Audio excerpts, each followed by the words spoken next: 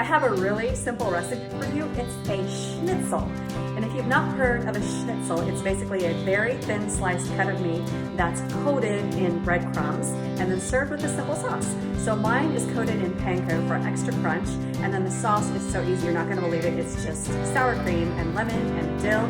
Comes together in a jiffy. You're gonna love it. Let's get started.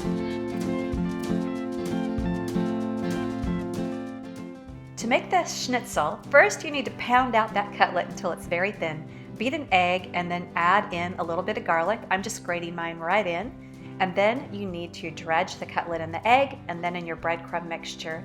While that's waiting for you, let's make the sauce with some dill, a little bit of lemon zest, add in the sour cream, and then the juice of that same lemon, and mix it well until it's very nicely combined.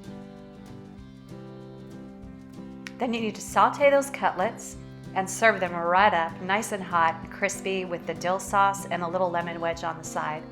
So good.